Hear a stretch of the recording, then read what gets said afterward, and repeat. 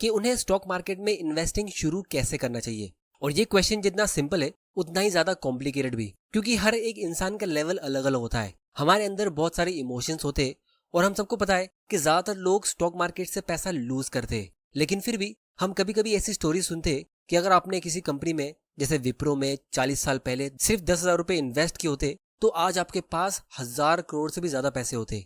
लेकिन दोस्तों सच ये है कि अगर आप इसी शेयर बाजार में गलत तरीके से इन्वेस्ट करोगे तो आप 10,000 करोड़ को भी 10,000 रुपए में कन्वर्ट कर सकते हो। तो इसीलिए आज मैं इसी क्वेश्चन का आंसर बहुत ही सिंपल लैंग्वेज में दूंगा कि आपका फर्स्ट स्टेप स्टॉक मार्केट का कैसा होना चाहिए। जैसे मैं अपने 10 साल के भाई से बात कर रहा हूँ जिसको स्टॉक मार्केट तो क्या फाइनेंस की ABCD भी पता नहीं है। तो बिना वक्त बर्बाद किए हम सबसे इंपॉर्टेंट क्वेश्चन से शुरू करते कि आपको कितने अमाउंट से शुरू करना चाहिए और कब। क्योंकि बहुत सारे लोग कहते हैं कि अभी तो हमारे पास ज्यादा पैसे नहीं है, तो क्या हमें वेट करना चाहिए जब तक हमारे पास लाखों रुपए जमा हो जाए, या अगर अभी करना चाहिए तो कहाँ। तो इसके लिए मैं आपको एक रियल लाइफ स्टोरी सुनाता हूँ जो मोहनीश पबराई और उनकी बेटी की है। तो एक बार मोहनीश पबराई जो यूएस के एक फेमस इन्वेस्टर, फंड मैनेजर और मल्टी मिलियनर है, तो वो रात को 2 बजे अपनी बेटी को एयरपोर्ट से पिकअप करने गए थे। अब उनकी बेटी रिसेंटली 18 साल की हुई थी और उसने अपनी पहली इंटर्नशिप कंप्लीट की थी जहां से उसे $5,000 की इनकम मिली थी। अब ये $5,000 यूएस के हिसाब से बहुत ही छोटा अमाउंट है। तो मोहनीश ने अपनी बेटी से कहा कि देखो अभी तुमने अपनी पहली इंटर्नशिप की है और तुमको इस $5,000 की इतनी जरूरत नहीं होगी, तो हम एक काम करते, मैं तुम्हारे लिए एक इन्वेस्टमेंट अकाउंट ओपन कर लेता हूँ और इसको कोई अच्छे स्टॉक में इन्वेस्ट कर लेता हूँ। तो वो कहती है कि हाँ ये तो एक अच्छा आइडिया है। तो फिर मोहनीश उससे पूछते कि चलो मान लो मैं इस $5,000 को 15% के रेट से हर साल ग्रो करता हूँ, तो जब तुम रिटायर होगी 68 की एज में, तब ये अमाउंट कितना ग्रो हो चुका होगा। तो उनकी बेटी कहती है कि मुझे नहीं पता, शायद 50-60 हजार का हो जाए। अब क्योंकि वो रात के 2 बजे का टाइम था तो वो नींद में थी और इतना ध्यान नहीं दे रही थी। तो मोहनीश पबराई ने कहा कि देखो इसको आसान तरीके से कैलकुलेट करने का एक सिंपल सा फॉर्मूला है जिसे हम कहते हैं रूल ऑफ 72। तो अगर आपको ये कैलकुलेट करना है कि आपका पैसा 15% के रेट से कितने साल में डबल होगा, तो आपको 72 डिवाइड बाय 15 करना है। क्योंकि 72 एक मैजिकल नंबर है जिसको आप किसी भी परसेंट से डिवाइड करोगे तो आपको ये पता चलेगा कि उस परसेंट रिटर्न से आपका पैसा कितने साल में डबल होगा। जैसे 72 डिवाइड बाय 15 करने से अप्रॉक्स 5 का आंसर आता है, मतलब 15% के रेट से 5 साल में आपका पैसा डबल हो रहा है। तो जब वो 18 से 23 साल की होगी तो उसके 5,000 का इन्वेस्टमेंट डबल होके $10,000 का हो जाएगा। और फिर जब वो 28 साल की होगी तो उसका वो अमाउंट डबल होके $20,000 का हो जाएगा। और फिर 33 साल की एज तक डबल होके 40,000 का हो जाएगा। तो यहाँ तक सुनने में उनकी बेटी को थोड़ा बहुत इंटरेस्ट आ रहा था, लेकिन वो थोड़ी नींद में थी। फिर बाद में मोहनीश ने कहा कि अगर वो 18 से लेके 68 की एज तक इन्वेस्ट करती है तो ये टोटल 50 साल का पीरियड होता है। और अगर आपका पैसा हर 5 साल में डबल हो रहा है तो वो टोटल 50 साल में 10 बार डबल होगा, जिसका मतलब ये है कि उसका $5,000 का छोटा सा इन्वेस्टमेंट $5 मिलियन का हो जाएगा। और तब उनकी बेटी की नींद उड़ जाती है कि ऐसा कैसे हो सकता है, ये 5,000 का छोटा सा इन्वेस्टमेंट जो मैंने एक छोटी सी इंटर्नशिप करके कमाया है वो अकेला मुझे रिटायरमेंट पे मिलियनर कैसे बना सकता है। तो दोस्तों यहाँ पे आप देख सकते हो 5 साल में अगर आपका पैसा डबल हो रहा है तो इसका मतलब 5,000 से 10,000, फिर 20, 40, 80, फिर 1,60,000, 3,20,000, 6,40,000, फिर 12 लाख, 25 लाख और फाइनली 51 लाख या फिर $5.1 मिलियन। तो $5,000 इंडिया के हिसाब से लगभग 4 लाख रुपए होते हैं और $5 मिलियन 40 करोड़ रुपयों के बराबर होते हैं। फिर मोहनीश पबराई ने अपनी बेटी से कहा कि देखो ये तो तुम्हारी सिर्फ एक समर इंटर्नशिप का पैसा था, तुम अगले साल फिर से इंटर्नशिप करोगी तो वो 5,000 इन्वेस्ट करके आप 5 मिलियन और अपने रिटायरमेंट फंड में ऐड कर दोगी। जब तुम एक्चुअली में कमाना शुरू करोगी तो तुम और भी बहुत ज्यादा सेव करके इन्वेस्ट कर सकती हो, जैसे $10,000, $20,000 मंथली। तो अगर तुम उन सभी अमाउंट को ऐड कर लो तो तुम्हारे पास रिटायरमेंट में कितना पैसा होगा। तो वो कहती है कि पापा ये तो बिल्कुल मेरी समझ के बाहर है, लेकिन इतना मैं कह सकती हूँ कि ये बहुत ज्यादा बड़ा अमाउंट होगा। मैं तो सिर्फ मिलियन ही नहीं $100 ऑफ मिलियन के साथ रिटायर हो सकती हूँ और जल्दी भी रिटायरमेंट ले सकती हूँ।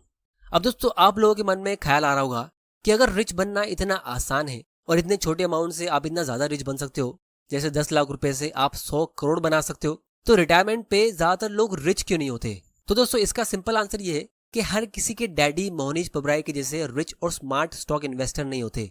मेजोरिटी लोग एक मिडिल क्लास फैमिली में पैदा होते हैं जहां उनके पेरेंट्स को भी इन्वेस्टिंग की ABCD पता नहीं होती है। फिर ना इसे हमें स्कूल में सिखाया जाता है और ना ही हमारे वैसे फ्रेंड्स होते जो इसके बारे में बात करते। तो इसीलिए 99.99% मिडिल क्लास लोग जनरेशन दर जनरेशन काम करते रहते और वो अपने बच्चों के लिए 100 करोड़ तो क्या 2 करोड़ भी छोड़ के नहीं जा पाते। जबकि आप आसानी से एक छोटा सा अमाउंट अगर सही जगह इन्वेस्ट करोगे तो वो आपकी पूरी आने वाली जनरेशन के लिए मिडिल क्लास का ट्रैप ब्रेक कर सकती है। तो इसीलिए पहले सिर्फ रिच लोगों के बच्चे रिच होते थे, लेकिन अब से ऐसा नहीं होगा, क्योंकि अब हमारे पास यूट्यूब है और जो फाइनेंशियल नॉलेज सिर्फ रिच बच्चों को मिलती है अपने पेरेंट्स से, वैसे मैं सारे सीक्रेट्स आप लोगों के साथ इस चैनल पे शेयर करता रहूंगा। तो अगर आपने इस चैनल को अभी तक सब्सक्राइब नहीं किया है तो जल्दी से कर लो और बेल आइकन प्रेस कर लो ताकि आपसे कोई वैल्यूएबल वीडियोस मिस ना हो जाए। और इस वीडियो को लाइक जरूर करना ताकि मुझे पता चल सके कि आप तक वैल्यू पहुंच रही है। अब दोस्तों, अगर हम इसी एग्जांपल को थोड़ा सा और डिटेल में एनालाइज करें तो आप नोटिस करोगे कि लास्ट के 5 साल में यानी 63 से 68 की एज के बीच वो इन्वेस्टमेंट 2.5 मिलियन से 5 मिलियन में ग्रो हुआ। मतलब उस सिर्फ 5 साल के पीरियड में उसके इन्वेस्टमेंट ने $2.5 मिलियन कमाए। अब इमेजिन करो कि उसका कोई दूसरा फ्रेंड है जो 18 साल की एज के बदले 23 की एज में इन्वेस्ट करना शुरू करता है और एग्जैक्टली सेम अमाउंट इन्वेस्ट करता है और सेम जगह पे इन्वेस्ट करता है। तो उस टाइम पे भले ही उसको ये लग रहा होगा कि उसके फ्रेंड का इन्वेस्टमेंट जो उसने 18 साल की एज में यानी कि 5 साल पहले शुरू किया था वो सिर्फ 5,000 के बदले अभी 10,000 का हुआ है। इसमें कौन सी बड़ी बात है, मैंने भी 5,000 इन्वेस्ट कर दिया है। लेकिन इसका असली मैजिक आपको तब देखने मिलता है जब कंपाउंडिंग अपना पावर दिखाना शुरू करता है। तो इसीलिए अगर आप में से कुछ लोग ऐसे हैं जिन्होंने अभी 1-2 साल पहले इन्वेस्टिंग शुरू की है और आपका पोर्टफोलियो एक साल में सिर्फ 1 लाख रुपए से 1.5 लाख का हुआ है और दूसरी तरफ आपके फ्रेंड्स पार्टी करके अपनी लाइफ को एंजॉय कर रहे हैं, तो आपको बस पेशेंस से काम लेना है, क्योंकि आपको इन्वेस्टिंग का एक ऐसा सीक्रेट पता है जिसे अगर आप सही तरीके से फॉलो करोगे तो आप सिर्फ रिच ही नहीं बहुत ज्यादा रिच बन सकते हो अपने लाइफ टाइम में। और जो आपके फ्रेंड्स इस इन्वेस्टिंग की पार्टी में थोड़ा लेट ज्वाइन होंगे अपनी 30s में, क्योंकि एक टाइम के बाद सभी को इन्वेस्टिंग करना ही पड़ता है और अपने रिटायरमेंट के बारे में सोचना पड़ता है, तो वो अपनी लाइफ टाइम में बड़ा बड़ा अमाउंट इन्वेस्ट करने के बाद भी आपसे काफी पीछे रहेंगे। तो यही रीजन था जिसकी वजह से वॉरेन बफेट ने 11 की एज से इन्वेस्टिंग की थी और फिर भी वो काफी बार कहते थे कि मैंने अपनी लाइफ के 11 इंपॉर्टेंट साल वेस्ट कर दिए। अब वैसे तो ये एक जोक था, क्योंकि 11 की एज से पहले आप और कितना जल्दी इन्वेस्ट कर लोगे, लेकिन ये बात वो हमको समझाने के लिए कह रहे थे कि जितना जल्दी आप शुरू करोगे उसका उतना बड़ा बेनिफिट आप फ्यूचर में देखोगे जिसका आपको अभी कोई अंदाजा भी नहीं है। तो इसीलिए पहला लेसन मैं अपने 10 साल के भाई को ये दूंगा कि आपका अमाउंट चाहे कितना भी छोटा हो, चाहे वो पॉकेट मनी भी क्यों ना हो और आपकी एज कितनी भी कम हो, आपके लिए राइट टाइम इन्वेस्ट करने का अभी है। इनफैक्ट अगर आपकी एज कम है तो ये और भी अच्छी बात है। अब सवाल ये उठता है कि हमें इन्वेस्टिंग करना कहाँ है। तो उसके लिए मैं आप लोगों को एक चीज बताता हूँ। अगर आप पिछले 30-40 सालों का डेटा देखो कि इंडिया में अलग अलग इन्वेस्टमेंट्स कितने रेट से ग्रो हुए, तो गोल्ड 9 से 10% के रेट से ग्रो हुआ है, पीएफ ने हमें 8 से 9% का रिटर्न दिया है, एफडी ने हमें 7 से 8% का रिटर्न दिया है और सेंसेक्स और निफ्टी ऑलमोस्ट 15% के रेट से ग्रो हुए। अब जैसा हमने वीडियो के स्टार्ट में ही देखा था कि 15% के रेट से आपका पैसा हर 5 साल में डबल होता है, तो स्टॉक मार्केट से इस रेट से अगर आपको वेल्थ क्रिएट करना है तो उसके लिए ना आपको कोई फाइनेंस की डिग्री चाहिए, ना ही आपको किसी स्टॉक मार्केट के गुरु के पास जाना है। आपको बस किसी भी सिंपल से लार्ज कैप म्यूचुअल फंड में जिसकी फीस कम है या इंडेक्स फंड में एसआईपी कर लेनी है, क्योंकि ज्यादातर सारे लार्ज कैप म्यूचुअल फंड्स का रिटर्न सेम ही होता है। तो अगर आप एक बहुत ही छोटे से अमाउंट की भी एसआईपी करते हो, जैसे सिर्फ 500 या 1000 रुपए की, और उसे काफी लॉन्ग टर्म तक करते हो, तो आप बहुत सारे लोगों के मुकाबले एक बहुत बढ़िया पोर्टफोलियो बिल्ड कर लोगे। लेकिन अगर आपको 15% से थोड़ा ज्यादा रिटर्न कमाना है थोड़ी सी एक्स्ट्रा मेहनत करके, तो उसको हम आगे वीडियो में डिस्कस करेंगे। लेकिन अगर आप स्टॉक मार्केट में एंटर ये सोच के कर रहे हो कि आप किसी हॉट आईपीओ में इन्वेस्ट करोगे क्योंकि आपको किसी फ्रेंड ने टिप दे दी जो आपको कुछ ही महीनों में 100 या 200% का प्रॉफिट दे देगा, या फिर आप कोई ऐसे हिडन स्टॉक में इन्वेस्ट करोगे जो कुछ ही महीनों में आपका पैसा डबल कर देगा, तो ये एक अनरियलिस्टिक एक्सपेक्टेशन होगा। क्योंकि अगर आपने एक बार 100% का रिटर्न कमा भी लिया कुछ ही महीनों में या एक साल में, तो आप बार बार ऐसा नहीं कर पाओगे। क्योंकि अगर आपका पैसा हर साल 100% के रेट से ग्रो होता है, मतलब हर साल आपका पैसा डबल हो रहा है, तो इस हिसाब से आपका पैसा 10 साल में हर साल डबल हो के 1000 गुना ग्रो हो जाएगा। तो इसीलिए ऐसा होना इम्पॉसिबल है।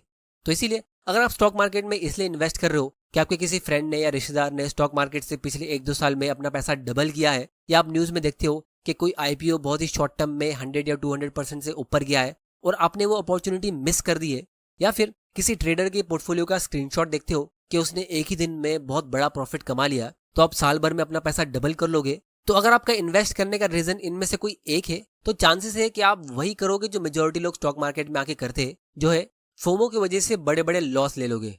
तो इसीलिए सेकंड लेसन आप लोगों के लिए ये है, जो इस स्टॉक मार्केट का सबसे बड़ा लेसन है, कि आपको इस फोमो को यानी फियर ऑफ मिसिंग आउट को हमेशा के लिए खत्म कर देना है। और स्टॉक मार्केट में अगर आप लॉस कमाओ या प्रॉफिट, ये फोमो हमेशा रहता है।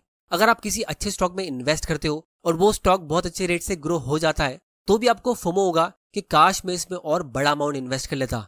तो इसीलिए इसका सिंपल सोल्यूशन ये है कि जब आप स्टॉक मार्केट में एंटर करते हो तो ये सोच के एंटर मत करो कि मैं आज की आज ही पैसा कमाऊंगा। आप ये सोच के एंटर करो कि मैं अभी एक स्टूडेंट हूं और मैं इस मार्केट को समझने की कोशिश कर रहा हूं।